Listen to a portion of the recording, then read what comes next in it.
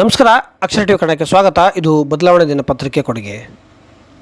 ಕೊಪ್ಪಳದ ಪ್ರಸಿದ್ಧ ಮತ್ತು ಮೊದಲ ಖಾಸಗಿ ಬ್ಯಾಂಕ್ ಹಾಗೂ ಷೇರುದಾರರ ಮೂಲಕವೇ ಬೆಳೆದಿರುವ ಕೋಟ್ಯಾಂತರ ರೂಪಾಯಿ ವ್ಯವಹಾರ ಮಾಡುವ ಹಾಗೂ ಕೊಪ್ಪಳ ಸೇರಿ 2 ಶಾಖೆಗಳನ್ನು ಒಳಗೊಂಡ Shri Gavisiddheshwara urban cooperative bank ತನ್ನ 2020-25ನೇ ಸಾಲಿನ ಆಡಳಿತ ಮಂಡಳಿಯ 13 ನಿರ್ದೇಶಕರ ಸ್ಥಾನಗಳಿಗೆ ನಡೆಯಬೇಕಿದ್ದ ಚುನಾವಣೆಯಲ್ಲಿ 6 ಜನ ಅವಿರೋಧವಾಗಿ ಆಯ್ಕೆಯಾಗಿದ್ದು, ಉಳಿದ 7 ಸ್ಥಾನಗಳಿಗೆ ನಡೆದ ಚುನಾವಣೆಯಲ್ಲಿ ಆಯ್ಕೆಯಾದರು. ಗವಿಸಿದ್ದಪ್ಪ ಚನ್ನಬಸಪ್ಪ ತಳಕಲ್, ಬಸಯ್ಯ ಶಿವಾನಂದಯ್ಯ ಹಿರೇಮಠ, ರಮೇಶ್ ಮಲ್ಲಪ್ಪ ಕೌಲೂರ್, ರಾಜೇಂದ್ರ ಕುಮಾರ್ ಶಿವಪ್ಪ ಶೆಟ್ಟರ್, ವಿಶ್ವನಾಥ್ ಗುರುಶಾಂತಪ್ಪ ಅಗಡಿ, ಶಿವಕುಮಾರ್ ನಿಂಗಪ್ಪ ಪೌಲಿಶೆಟ್ಟರ್, ಶಿವರೆಡ್ಡಿ ಎಚ್ ಭೂಮಕ್ಕನವರ್ ಅವರು 7 ಸಾಮಾನ್ಯ ವರ್ಗದಲ್ಲಿ ಚುನಾಯಿತರಾಗಿದ್ದಾರೆ. ರಾಜಶೇಖರ್ ಗೌಡ ಆಡೂರ್, ಸೈನಜಾ ಬೇಗಂ ನಾಸಿರುದ್ದೀನ್ ಅವರು ಹಿಂದುಳಿದ ವರ್ಗದ ಮೀಸಲು ಕ್ಷೇತ್ರದಲ್ಲಿ, ಸುಮಂಗಲ ಸೋಮಲಾಪುರ ಮತ್ತು ಜಯಶ್ರೀ ಪ್ರಭು ಬಬ್ಲಿ ಮಹಿಳಾ ಮೀಸಲು ಕ್ಷೇತ್ರದಿಂದ, ಬಸವರಾಜ್ ಶಹಾಪುರ್ ಪರಿಶಿಷ್ಟ ಪಂಗಡ ಕ್ಷೇತ್ರದಿಂದ, ನಾಗರಾಜ್ ದಶರಥ ಅರಕೇರಿಯವರು ಪರಿಶಿಷ್ಟ ಜಾತಿಯಿಂದ ಅವಿರೋಧವಾಗಿ ಆಯ್ಕೆಯಾಗಿದ್ದಾರೆ.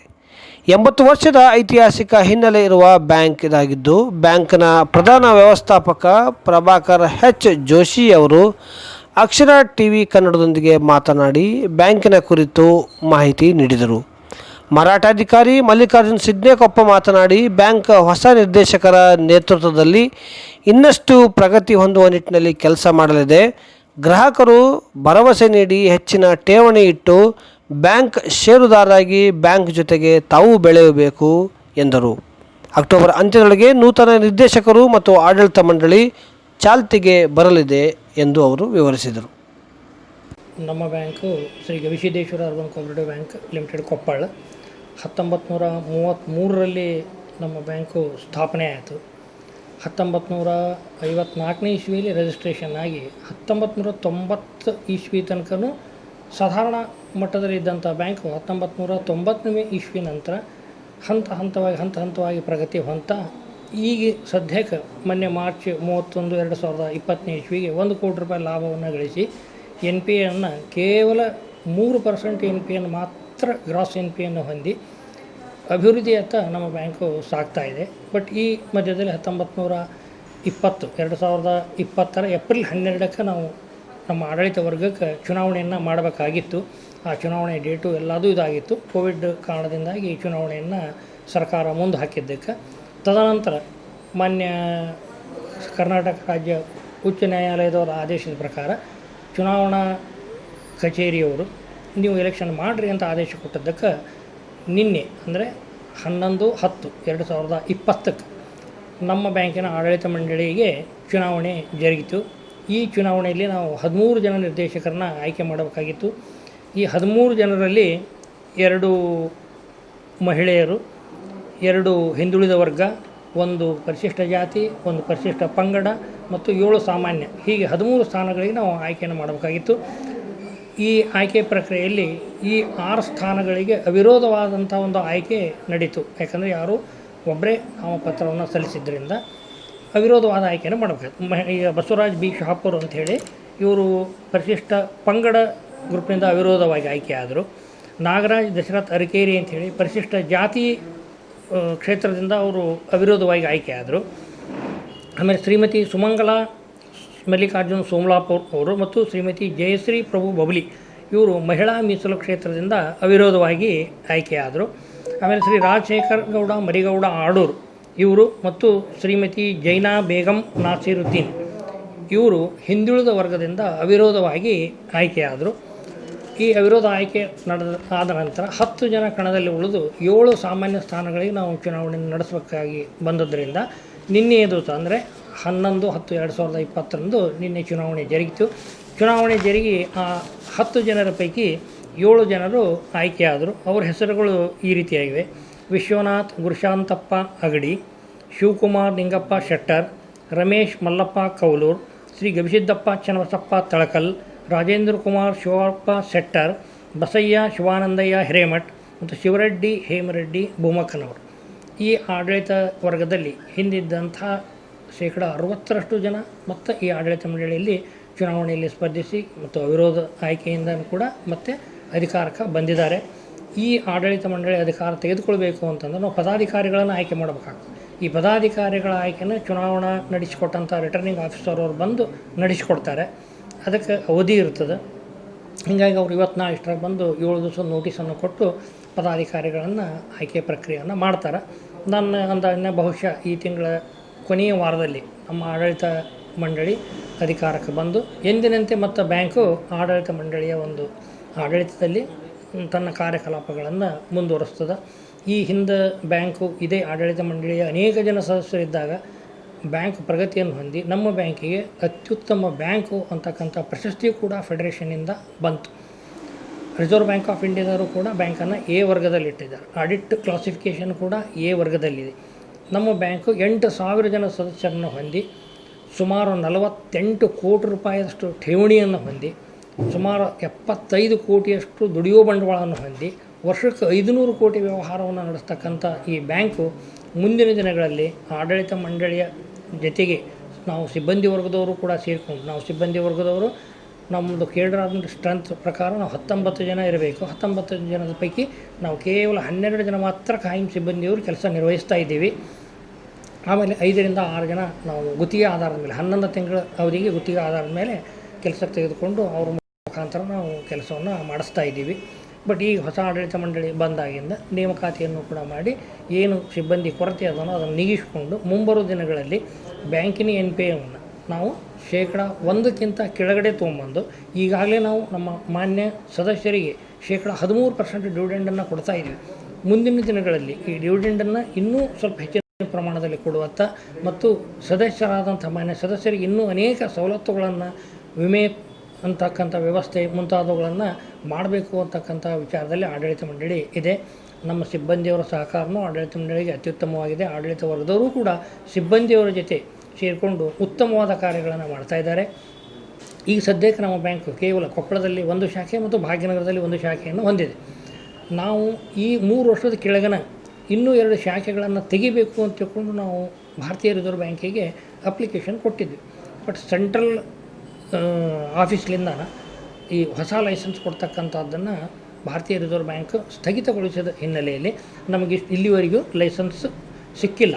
ಮುಂದೆ ಬ್ರ್ಯಾಂಚ್ಗಳನ್ನು ಓಪನ್ ಮಾಡೋದಕ್ಕೆ ಲೈಸೆನ್ಸ್ ಸಿಕ್ಕಿಲ್ಲ. ನಮಗಷ್ಟೇ ಅಲ್ಲ, ಇಡೀ ಭಾರತ ದೇಶದೊಳಗೆ ಯಾರಿಗೂ ಅವ್ರು ಲೈಸೆನ್ಸ್ ಕೊಡ್ತಾ ಇಲ್ಲ. ಬಟ್ ಈಗ ಮೊನ್ನೆ ಈ ಸೆಪ್ಟೆಂಬರ್ 2020ರಿಂದ ಅವರು ಹೊಸದಾಗಿ ಪ್ರಾರಂಭ ಆಗ್ತಕ್ಕಂಥ ಪಟ್ಟಣ ಸಹಕಾರ ಬ್ಯಾಂಕುಗಳಿಗೆ ಮತ್ತು ಶಾಖೆಯನ್ನು ಪ್ರಾರಂಭಿಸ್ತೀನಿ ಅಂತಕ್ಕಂಥ ಬ್ಯಾಂಕುಗಳಿಗೆ ಏನು ಪ್ರಪೋಸಲ್ ಇದ್ದೋ ಅವನ್ನೆಲ್ಲ ಕ್ಯಾನ್ಸಲ್ ಮಾಡಿ ಹೊಸದಾಗಿ ಪ್ರಪೋಸಲ್ ಕೊಡ್ರಿ ಅಂತ ಹೇಳಿದ್ದಾರೆ. ಡಿಸೆಂಬರ್ ತಿಂಗಳಲ್ಲಿ ನಾವು ಮತ್ತೆ 3 ಶಾಖೆಗಳನ್ನು ತೆರೆಯಲು, ಒಂದು ಕೊಕ್ಕನೂರಲ್ಲಿ, ಒಂದು ಇಲ್ಲಿ ಗೆಣಗೇರಿಯಲ್ಲಿ ಮತ್ತು ಇಲ್ಲೇ ಕೊಪ್ಪಳದೊಳಗೆ ಇನ್ನೊಂದು ಗಂಧ ಕ್ರಾಸ್ನಾಗ ಒಂದು ಎಕ್ಸ್ಟೆನ್ಷನ್ ಕೌಂಟ್ರು, ಹಿಂಗೆ ನಾವು ಶಾಖೆಗಳನ್ನು ತೆಗಿಬೇಕು ಅಂತಕ್ಕಂಥ ವಿಚಾರವನ್ನು ಇಟ್ಕೊಂಡು ಆ ಕುರಿತು ನಾವು ಪ್ರಸ್ತಾವನೆಯನ್ನು ಸಲ್ಲಿಸಿ RBIದು ಒಂದು ಲೈಸೆನ್ಸನ್ನು ಪಡೆದು ಶಾಖೆಗಳನ್ನು ಪ್ರಾರಂಭ ಮಾಡಿ ಮುಂಬರುವ ದಿನಗಳಲ್ಲಿ ನಮ್ಮ ಬ್ಯಾಂಕಿನ ವ್ಯವಹಾರವನ್ನು ಕೂಡ ಹೆಚ್ಚಿಸಿಕೊಂಡು ಕೊಪ್ಪಳದೊಳಗೆ ಅಷ್ಟೇ ಅಲ್ಲ, ಇಡೀ ಕರ್ನಾಟಕ ಜಿಲ್ಲೆಯಲ್ಲೇ ನಮ್ಮ ಬ್ಯಾಂಕು ಮಾದರಿಯ ಬ್ಯಾಂಕು ಅಂತ ಈಗಾಗಲೇ ಸರ್ಕಾರ ನಮಗೆ ಪ್ರಮಾಣ ಪತ್ರವನ್ನು ಕೂಡ ನೀಡಿದೆ. ಅದು ಇನ್ನೂ ಹೆಚ್ಚಿನ ಮಟ್ಟದಲ್ಲಿ ರಾಷ್ಟ್ರ ಮಟ್ಟದಲ್ಲಿ ಕೂಡ ನಮ್ಮ ಬ್ಯಾಂಕಿನ ಹೆಸರು ಬರುವಂಥ ದಿಶೆಯಲ್ಲಿ ನಾವು ಆಡಳಿತ ವರ್ಗದವರು ಮತ್ತು ಸಿಬ್ಬಂದಿಯವರು ಸೇರಿಕೊಂಡು ಶ್ರಮವಹಿಸಿ ಈ ಬ್ಯಾಂಕನ್ನು ಅಭಿವೃದ್ಧಿ ಪಡಿಸ್ತೀವಿ ಅಂತ ನಮ್ಮ ಬ್ಯಾಂಕಿನ ಎಲ್ಲ ಮಾನ್ಯ ಸದಸ್ಯರು, ಗ್ರಾಹಕರು ಮತ್ತು ಎಲ್ಲ ಹಿತೈಷಿಗಳಿಗೆ ಮತ್ತೊಮ್ಮೆ ತುಂಬ ಧನ್ಯವಾದಗಳನ್ನು ಹೇಳ್ತೀನಿ. ಆಮೇಲೆ ಈ ಸಂದರ್ಭದಲ್ಲಿ ನಮ್ಮ ಸದಸ್ಯರನ್ನು ನಾನು ಅಭಿನಂದಿಸಲೇಬೇಕು. ಯಾಕಂತಂದ್ರೆ ಹೋದ ಚುನಾವಣೆಗೂ ಈ ಚುನಾವಣೆಗೂ ಅನೇಕ ವ್ಯತ್ಯಾಸಗಳಿದ್ದು. ಏನಪ್ಪ ಅಂತಂದ್ರೆ ಹೋದ ಚುನಾವಣೆಯಲ್ಲಿ ಯಾವುದೇ ಕಾಯ್ದೆ ಕಾನೂನು ಅಪ್ಲೈ ಆಗ್ತಿರಲಿಲ್ಲ. ಈ ಚುನಾವಣೆಯಲ್ಲಿ ಮತದಾರರನ್ನು ಆಯ್ಕೆ ಮಾಡೋದಕ್ಕೆ ಅನೇಕ ಕಾನೂನುಗಳು ಲಾಗೂ ಆಗ್ತಿದ್ವು. ಆ ಎಲ್ಲ ಕಾನೂನುಗಳನ್ನು ಲಾಗೂ ಮಾಡಿ 8,000 ಜನರಲ್ಲಿ ನಾವು ಕೇವಲ 452 ಮಂದಿ ಅಷ್ಟು ಮತದಾನ ಮಾಡಲಿಕ್ಕೆ ಅರ್ಹರು ಅಂತ ಹೇಳಿದಾಗ ಮತದಾನ ಹಕ್ಕನ್ನು ಕಳ್ಕೊಂಡಂಥವ್ರು ಬ್ಯಾಂಕಿಗೆ ಒಂದು ವಿಚಾರ ಮಾಡಿದಾಗ ಅವರಿಗೆ ಸಕಾರಣವನ್ನು ನೀಡಿ ನಿಮ್ಮದು ಈ ರೀತಿಯಾದ ಕಾರಣಕ್ಕೆ ಮತದಾನ ಬಂದಿಲ್ಲ ಅಂತ ಹೇಳಿದಾಗ ಅವ್ರು ನಮಗೇನಾದ್ರು ತಿಳುವಳಿಕೆ ಕೊಟ್ಟಿರ ಅಂತ ಹೇಳಿದಾಗ ಎಲ್ಲ ದಾಖಲಾತಿಗಳನ್ನು ತೋರಿಸಿ, ಪೇಪರಿಗೆ ಹಾಕಿದ್ದು ತೋರಿಸಿ, ಪ್ರತಿ ವರ್ಷ ನಮ್ಮ GB ಪುಸ್ತಕದಲ್ಲಿ ಈ ಕುರಿತು ನಾವು ಕೊಡ್ತಕ್ಕಂಥ ಲೇಖನಗಳನ್ನು ತೋರಿಸಿ ಸಮಾಧಾನ ಪಡಿಸಿದಾಗ ಅವರು ಹೌದು ನಮ್ಮ ತಪ್ಪಾಗಿದೆ ಅಂತ ತಿಳ್ಕೊಂಡು ಎಲ್ಲರೂ ಒಪ್ಪಿಕೊಂಡು, ಹೀಗಾಗಿ ಅಂಥ ಎಲ್ಲ ಸದಸ್ಯರು ಮತದಾನದ ಹಕ್ಕು ಪಡೆದಂಥವ್ರಿಗೂ ಮತ್ತು ಮತದಾನದ ಹಕ್ಕಿನಿಂದ ಈ ಕಾನೂನುಗಳಿಂದಾಗಿ ವಂಚಿತರಾದಂಥವ್ರು ಎಲ್ಲ ಸದಸ್ಯರನ್ನು ನಾನು ಈ ಸಂದರ್ಭದಲ್ಲಿ ಅವರಿಗೆ ಕೃತಜ್ಞತೆಗಳನ್ನು ಹೇಳಲೇಬೇಕು. ATM ವ್ಯವಸ್ಥೆ ಕುರಿತಂತೆ ನಾವು ಈಗಾಗಲೇ ಅನೇಕ ಸಾರಿ ಚರ್ಚೆಯನ್ನು ಮಾಡಿದ್ದೀವಿ. ಆ ಕುರಿತಂತೆ ಕಾರ್ಯವನ್ನು ಶುರುವಾಗಿವಿ. ಅದಕ್ಕೆ ಏನೊಂದು ಅಗ್ರಿಮೆಂಟ್ಗಳು ಮುಂತಾದವು ಬೇಕು ಅವುಗಳನ್ನು ಬ್ಯಾಂಕು ಮಾಡ್ಕೊಳ್ತಾ ಇದೆ. ನಾವು ATM ಹಾಕಬೇಕಾದ್ರೆ ಮೊದಲೇದು ಸಾಫ್ಟ್ವೇರ್ದವ್ರ ಜೊತೆಗೆ ಅಗ್ರಿಮೆಂಟ್ ಆಗಬೇಕು. ಆ ಸಾಫ್ಟ್ವೇರ್ದವ್ರ ಜೊತೆಗೆ ಒಂದು ಅಗ್ರಿಮೆಂಟ್ ಆಗಿದೆ. ಆಮೇಲೆ NPCI ಕಾರ್ಪೊರೇಷನ್ದೊಂದಿಗೆ ಅಗ್ರಿಮೆಂಟ್ ಆಗಿಬಿಟ್ಟು ಭಾರತೀಯ ರಿಸರ್ವ್ ಬ್ಯಾಂಕ್ನಲ್ಲಿ ನಾವು ಖಾತೆಯನ್ನು ತೆಗೆದು ಭಾರತೀಯ ರಿಸರ್ವ್ ಬ್ಯಾಂಕಿನ ಅನುಮತಿಯನ್ನು ಕೂಡ ಪಡ್ಕೊಂಡು ATMನ್ನು ಪ್ರಾರಂಭ ಮಾಡಬೇಕಾಗ್ತದೆ. ಆ ದಿಶೆಯಲ್ಲಿ ಬ್ಯಾಂಕು ATMನ್ನು ಪ್ರಾರಂಭ ಮಾಡೋದಕ್ಕಾಗಿ ಏನೇನು ಬೇಕಾಗ್ತದೋ ಆ ಸಿದ್ಧತೆಗಳನ್ನು ಮಾಡ್ಕೊಳ್ತಾರೆ. ಇದು ಲಾಸ್ಟ್ ಬೋರ್ಡ್ ಮೀಟಿಂಗ್ನಾಗನ ಈ ವಿಷಯಗಳು ಚರ್ಚೆ ಬಂದು ಮಾಡಬೇಕು ಅಂತಂದಾಗ ಕೆಲವೊಂದು ವಿಷಯಗಳಿಗೆ ಇದಕ್ಕೆ ಅಡೆತಡೆಯನ್ನು ಮಾಡಿದ್ದಾರೆ. ಹೆಂಗಪ್ಪ ಅಂತಂದ್ರೆ ATM ಈಗ ಎಲ್ಲ ಬ್ಯಾಂಕುಗಳಲ್ಲಿ ಮಾಡೋದ್ರಿಂದ ಎಷ್ಟೋ ATMಗಳು ಖಾಲಿ ಇದೆ. ನಾವು ATM ಮಾಡಿದರೆ ಅದರಿಂದ ನಮಗೆ ಅನುಕೂಲ ಆಗ್ತದೋ ಇಲ್ಲೋ ಅಂತಕ್ಕಂಥ ಪ್ರಶ್ನೆಯೂ ಒಂದು ಬಂತು. ಯಾಕಂದರೆ ATM ಮಷಿನ್ ಖರೀದಿ ಮಾಡಬೇಕು, ಸುಮಾರು ಒಂದು 15-20 ಲಕ್ಷ ತನಕ ಅದು ಮಷಿನ್ನು ಎಲ್ಲ ಕಾಸ್ಟು ಆಗ್ತದೆ. ಅದರ ಜೊತೆಗೆ ಮತ್ತೊಬ್ಬ ಗುರ್ಖಾ ಇಡಬೇಕು, ಮೇಂಟೆನೆನ್ಸು ಎಲ್ಲ ವಿಚಾರ ಮಾಡಿದ್ರೆ ನಮಗೆ ಅಷ್ಟು ವರ್ಕೌಟ್ ಆಗುತ್ತೋ ಏನೋ ಆಗೋದಿಲ್ಲೋ ಅಂತಕ್ಕಂಥ ವಿಚಾರ ಬಂದಾಗ ನಾವೇನು ಮಾಡಿದ್ವಿ, ಬೇರೆ ಬ್ಯಾಂಕಿನ ಜೊತೆ ಟೈಪ್ ಮಾಡ್ಕೊಂಡು ATM ಕಾರ್ಡ್ ಇಶ್ಯೂ ಮಾಡೋಣ ಅನ್ನೋ ಹಂತದಾಗ ಇದ್ದೀವಿ ಸದ್ಯ. ಯಾಕಂದ್ರೆ ನಮ್ಮದು ಬೇರೆ ಕಡೆಗೆ ವರ್ಕೌಟ್ ಆಗ್ತದೆ ಅಂತಂದಾಗ ನಮ್ಗೆ ಅದು ಹಂತದ ಮಾಡಬೇಕು. ನಮಗೇನು ಪೂರ್ತಿ ಲಾಭ ಆಗಲಿ ಅಂತಲ್ಲ, ಖರ್ಚಿಗೆ ವೆಚ್ಚಕ್ಕೆ ಸಮ ಆದರೂ ಸಾಕು. ಲಾಭ ನಾವು ಬೇರೆ ಮಾಧ್ಯಮದಿಂದ ನಾವು ಲಾಭ ತೊಗೋತೀವಿ, ಸಾಲದ ಮೇಲೆ ಬಡ್ಡಿಯಿಂದ ನಾವು ಲಾಭ ಬಂದೇ ಬರ್ತದೆ. ಬಟ್ ನಾವು ಕಾಸ್ಟರ್ ಅದು ವರ್ಕೌಟ್ ಆಯಿತು ಅಂತಂದರೆ ಅದನ್ನು ಪ್ರಾಯೋಗಿಕವಾಗಿ ನಡೆಸಿ ಮೊದಲಿಗೆ, ಆಮೇಲೆ ಅದನ್ನು ಹಾಕಬೇಕು ಅಂತಕ್ಕಂಥ ವಿಚಾರ ಇದೆ. ಅದಕ್ಕೆ ಈ ಬಂದಂಥ ಆಡಳಿತ ಮಂಡಳಿ ಪ್ರಥಮ ಪ್ರಾಧಾನ್ಯತೆಯನ್ನು ಕೊಟ್ಟು ನಾವು ATMನ್ನು ಮಾಡ್ತೀವಿ. ಈ ಬಂಗಾರ ಸಾಲ ಕುರಿತಂತೆ ಕೆಲವು ಬ್ಯಾಂಕುಗಳೊಳಗೆ ಏನು ಮಾಡ್ತಾರೆ, ತಾವ ವೆರಿಫೈ ಮಾಡಿ ಇನ್ನೊಬ್ಬರ ಹತ್ರ ಹೊರಗೆ ನುರಿತ ಅಕ್ಸಾಲಿಗರ ಹತ್ರ ಕಳಿಸೋದಿಲ್ಲ. ಇದಕ್ಕೇನಪ್ಪ ಅಂತಂದ್ರೆ ವಿಶೇಷವಾದ ತರಬೇತಿ ಬೇಕಾಗ್ತದೆ. ಆ ಬಂಗಾರ ಹೌದೋ ಅಲ್ಲೋ ಅಂತಕ್ಕಂಥದ್ದನ್ನು ವೆರಿಫೈ ಮಾಡ್ಲಿಕ್ಕೆ ನಮ್ಮ ಸಿಬ್ಬಂದಿಗೆ ಆ ಮಟ್ಟದ ಈಗ ದೊಡ್ಡ ಬ್ಯಾಂಕ್ಗಳಲ್ಲಿ ಏನಾಗ್ತದೆ, ಅವ್ರದ್ದು ಹೆಡ್ ಆಫೀಸ್ ಇರ್ತದೆ, ಅನೇಕ ಬ್ರಾಂಚ್ಗಳಿರ್ತವೆ. ಅದ್ರ ಬಗ್ಗೆ ತರಬೇತಿ ಕೊಟ್ಟು ಇದನ್ನು ಮಾಡಿ ಅವ್ರು ಮಷಿನ್ ಇಟ್ಟು ಅದನ್ನು ವೇ ಮಾಡಿ ಅದು ಗೋಲ್ಡ್ ಹೌದೋ ಅಲ್ಲ ಅಂತ ಪರಿಶೀಲನೆ ಮಾಡಲಿಕ್ಕೆ ಒಂದು ವ್ಯವಸ್ಥೆಯನ್ನು ಅವ್ರು ಇಟ್ಕೊಂಡಿರ್ತಾರೆ. ಬಟ್ ಈಗ ಅದನ್ನು ನಾವೆಲ್ಲ ಮಾಡ್ಕೊಳ್ಬೇಕು ಅಂತಂದ್ರೆ ನಮಗೆ ಸ್ವಲ್ಪ ಸಮಯ ತಗೋತದೆ.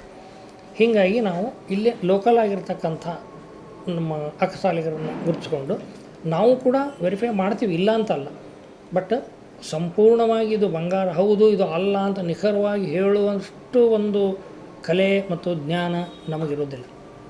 ಹೀಗಾಗಿ ನಾವು ಅದನ್ನು ಹೊರ ಕಳಿಸಿ ಮಾಡ್ತಾಯಿದ್ವಿ. ಬಟ್ ಏನು ಇಲ್ಲೇ ಸಮೀಪ ಇರೋದಕ್ಕೆ 5-10 ನಿಮಿಷ ಸಮಯ ತೊಗೋಬೋದು, ಇಲ್ಲ ಅಂತಲ್ಲ. ಬಟ್ ನಮಗೆ ಬೇಕಾದಷ್ಟು ಬಂಗಾರ ಸಾಲಕ್ಕೆ ಬೇಕಾದಷ್ಟು ಬೇಡಿಕೆ ಇದೆ. ಈಗಾಗಲೇ ನಮ್ಮ ಬ್ಯಾಂಕು ಸುಮಾರು 3 ಕೋಟಿ ರೂಪಾಯಿ ತನಕ ಬಂಗಾರ ಸಾಲವನ್ನು ನಾವು ಕೊಟ್ಟಿವಿ. ಗ್ರಾಹಕರಿಗೆ ಅದರಿಂದ ಅನೇಕ ಅನುಕೂಲಗಳು ಆಗ್ಯಾವು.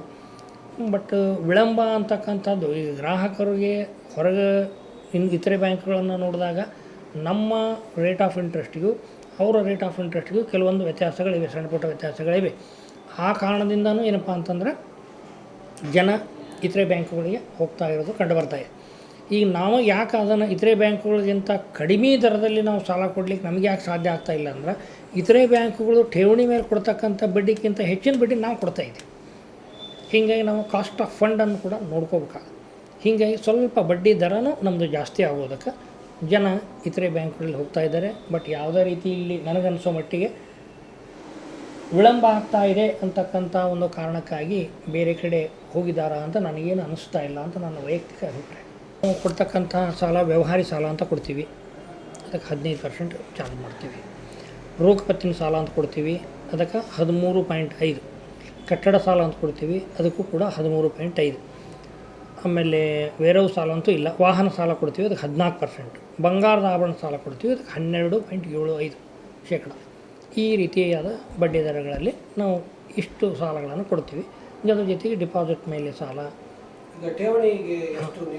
ಠೇವಣಿಗೆ ನಾವು ಹೆಚ್ಚಿಂದಂದ್ರೆ 8.25 ವಾರ್ಷಿಕ, 1 ವರ್ಷ ಇಟ್ಟರೆ 8.25 ಕೊಡ್ತೀವಿ. ಅದು ಮತ್ತು ಸೀನಿಯರ್ ಸಿಟಿಜನ್ ಇದ್ದರೆ 8.75 ಕೊಡ್ತೀವಿ. ಮತ್ತು ಈ ಒಂದು ರೇಟ್ ಆಫ್ ಇಂಟ್ರೆಸ್ಟ್ ಈಗ ಸದ್ಯ ಈ ರಾಷ್ಟ್ರೀಕೃತ ಬ್ಯಾಂಕುಗಳಲ್ಲಾಯಿತು ಅಥವಾ ಖಾಸಗಿ ಬ್ಯಾಂಕುಗಳಲ್ಲಾಯಿತು ಇಲ್ಲ, ಕೆಲವು ಕೋಆಪರೇಟಿವ್ ಬ್ಯಾಂಕ್ಗಳಲ್ಲಿ ಇದೆ. ಈಗ ಫಾರ್ ಎಕ್ಸಾಂಪಲ್ ನೀವೇ ಮಾನವಿ ಬ್ಯಾಂಕಿಗೆ ಹೋದ್ರೆ ಅವ್ರು ಜಾಸ್ತಿ ಕೊಡ್ತಾರೆ. ಯಾಕೆ ಕೊಡ್ತಾರೆ? ಅವ್ರಿಗೊಂದು ಅನುಕೂಲತೆ ಇದೆ. ಏನಪ್ಪ ಅಂದ್ರೆ ಇಲ್ಲಿ ಸಾಲ ಕೊಡ್ಲಿಕ್ಕೆ ಆಗಲಿಲ್ಲ ಅಂದ್ರೆ ನೀರಾವರಿ ಏರಿಯಾದಾಗ ಹೋಗಿ ಅಲ್ಲಿ ಕೊಟ್ಟಂದ್ರೆ 18-20% ಆದರೂ ಗೋಡೌನ್ ಲೋನ್ ತೊಗೋತಾರಲ್ಲಿ. ಇಲ್ಲಿ ನಮ್ಗೆ ಆ ರೀತಿಯಾಗಿ ಇನ್ವೆಸ್ಟ್ಮೆಂಟ್ ಮಾಡಲಿಕ್ಕೆ ಅವಕಾಶ ಇಲ್ಲ. ನಾವೇನಿದ್ರೂ ಇವ ಸಾಲಗಳನ್ನು ಕೊಡಬೇಕು. ಇಲ್ಲಿ ಅಂತೂ ನೀರಾವರಿನೂ ಇಲ್ಲ ಮತ್ತು ಹೆವಿ ಅಂತ ರೀತಿ ವ್ಯವಹಾರದೂ ಇಂಡಸ್ಟ್ರೀಸು ಮತ್ತೊಂದು ಅಂಥವು ಯಾವುವೂ ಇಲ್ಲ. ಹೀಗಾಗಿ ನಾವು ಲೆಂಡಿಂಗ್ ಪ್ರಾಬ್ಲಮ್ ಆಗ್ತದೆ. ಆ ಕಾರಣದಿಂದ ನಾವು ಸ್ವಲ್ಪ ರೇಟ್ ಆಫ್ ಇಂಟ್ರೆಸ್ಟು ಸಾಲದ ಮೇಲಿಂದ ಇತರ ಬ್ಯಾಂಕುಗಳ ಹೋಲಿಕೆ ಮಾಡಿದಾಗ ಸ್ವಲ್ಪ ಜಾಸ್ತಿ ಆಗ್ತದೆ. ಬಟ್ ಅವರಲ್ಲಿ ಅಷ್ಟು ಡಾಕ್ಯುಮೆಂಟೇಷನ್ನು ಅದು ಇದು ಯಾವುದು ಹೆಚ್ಚಿನ ಕಿರಿಕಿರಿ ಇರೋಂಗಿಲ್ಲ. ವಿಸಿಟ್ ಮಾಡೋದು ಒಂದು ಚಾರ್ಜ್ ಹಾಕ್ತಾರೆ ಅವರು. ಅಂದರೆ ಅನೇಕ ರೀತಿಯ ಅದು ಇದು ಅಂತ ಏನೋ ಖರ್ಚು ಹಾಕ್ತಾರೆ. ಮತ್ತು ಅಂಥವಂತೂ ನಾವು ಯಾವೂ ಇಲ್ಲ. ಏನು ಒಂದು ಟೈಮ್ ಸಾಲ ಕೊಡೋದನ್ನ ಇದು ಮಾಡ್ತೀವಿ, ಮುಗಿದೋಯ್ತು. ಹೀಗಾಗಿ ಅನೇಕ ರೀತಿಯ ಸವಲತ್ತುಗಳು ನಮ್ಮ ಬ್ಯಾಂಕ್ನಲ್ಲಿರೋದಕ್ಕೆ ನಮ್ಮಲ್ಲಿ. ಆಮೇಲೆ ಇನ್ನೂ ಹೆಚ್ಚಿನ ಅನುಕೂಲ ಏನಪ್ಪ ಅಂತಂದ್ರೆ, ಇಲ್ಲಿ ನಾವು ಗ್ರಾಹಕರ ಜೊತೆಗೆ ಒಂದು ಬಾಂಧವ್ಯ ಬೆಳೆಸ್ಕೊಂಡಿವಿ. ನಮ್ಮೂರು ಬ್ಯಾಂಕು, ನಮ್ಮ ಜನ, ನಮ್ಮದು ಅಂತಕ್ಕಂಥ ಅಂಥ ಬಾಂಧವ್ಯದಿಂದ ಏನಾಗ್ತದೆ, ನಮಗೆ ಗ್ರಾಹಕರ ಸಪೋರ್ಟ್ ಜಾಸ್ತಿ ಆಗಲಿಕ್ಕೆ. ಗ್ರಾಹಕರ ಸಪೋರ್ಟು ಜಾಸ್ತಿ. ಈಗ ನಮ್ಮ ಉದಾಹರಣೆ ಹೇಳ್ತೀವಿ, ಮಂಜುನಾಥ್ ನೀವು ಗೊತ್ತದ, ಬರೀ ನೀವು ಮಂಜುನಾಥ್ ಅಂತ ಅಷ್ಟೊಂದು ಚೆಕ್ ತಂದಿರ್ತೀವಿ. ನೀವು ಮಂಜುನಾಥ್ ಮುಂದೆ ಅಪ್ಪನ ಹೆಸರು ಅಡ್ರೆಸ್ ಬರ್ಸ್ಕೊಂಡು ಬಾ ಅಂತಂದ್ರೆ ನಿಮ್ಗೆ ಎಷ್ಟು ತೊಂದರೆ ಆಗ್ತದೆ. ಮಂಜುನಾಥ್ ನಮ್ಗೆ ಗೊತ್ತದ, ಇಟ್ನ ಮಂಜುನಾಥ ಅಂತೇಳಿ ಅಂತ ಹೊತ್ತೆ ನಾವು ನಿಮಗೆ ಅನುಕೂಲ ಮಾಡಿಕೊಟ್ಟು, ಹೌದ್ರಿ ನಿಮ್ದು ಒಂದು ಲೆಟ್ರ್ ಕೊಟ್ಬಿಟ್ರೆ ಬಸ್ ಹಾಕಂತ ತೊಗೊಂಡು ಮಾಡಿಕೊಟ್ಟಾಗ ನೀವೇನು ಮಾಡ್ತೀರಿ, ಪಾಪ ಮಾಡಿಕೊಟ್ರಪ್ಪ ನಮ್ಗೆ ಅಂತಕ್ಕಂಥ ಒಂದು ಬಾಂಧವ್ಯ ಏನದ. ಈಗ ಒಂದು ಅರ್ಧ ಗಂಟೆ ಕೆಳಗೆ ನಡೆದ ಘಟನೆ ಇದು. ನೀವು ಅಲ್ಲಿ ಕೂತ್ಕೊಂಡಿದ್ರೆ ಅಲ್ಲೇ ಬಗೆಹರಿಸಿ ಬಂದಂಥ ಒಂದು ಘಟನೆ. ಹಾಗೆ ನಾವು ಕಸ್ಟಮರ್ ಜೊತೆ ಒಂದು ಒಳ್ಳೆಯ ಬಾಂಧವ್ಯ ಮೇಂಟೈನ್ ಮಾಡಿ, ಕಾನೂನನ್ನು ಪಾಲನೆ ಮಾಡ್ತಾ ಉತ್ತಮ ಬಾಂಧವ್ಯ ಮೇಂಟೈನ್ ಮಾಡಿದಾಗ ಗ್ರಾಹಕರು ಕೂಡ ನಮ್ಮ ಬ್ಯಾಂಕಿನ ಬಗ್ಗೆ ಅಭಿಮಾನ, ಪ್ರೀತಿ, ವಿಶ್ವಾಸ ಅಂತಕ್ಕಂಥದ್ದು ಇಟ್ಕೋತಾರೆ. ಗ್ರಾಹಕರ ಒಂದು ಸಪೋರ್ಟ್ಲಿಂದ ನಾವು ಇವತ್ತೇನು ಇಲ್ಲಿ ಕೂತು ಇಷ್ಟು ಚಂದ ಕೂತು ಮಾತಾಡಲಿಕ್ಕೆ ಇದಕ್ಕೆಲ್ಲ ಕಾರಣ ನಮ್ಮ ಸದಸ್ಯರು ಮತ್ತು ನಮ್ಮ ಗ್ರಾಹಕರು, ನಮ್ಮ ಸಿಬ್ಬಂದಿ ಮತ್ತು ಆಡಳಿತ ವರ್ಗ ಪರೋಕ್ಷವಾಗಿ ಅಪರೋಕ್ಷವಾಗಿ ಸಹಕಾರ ನೀಡಿದಂಥ ಅನೇಕ ಜನರೇನಿದ್ದಾರೆ ಅವರೆಲ್ಲರಿಗೂ ನಾನು ಈ ಸಂದರ್ಭದೊಳಗೆ ಧನ್ಯವಾದಗಳನ್ನು ಬ್ಯಾಂಕಿನ ಪರವಾಗಿ ಅರ್ಪಿಸ್ತೇನೆ.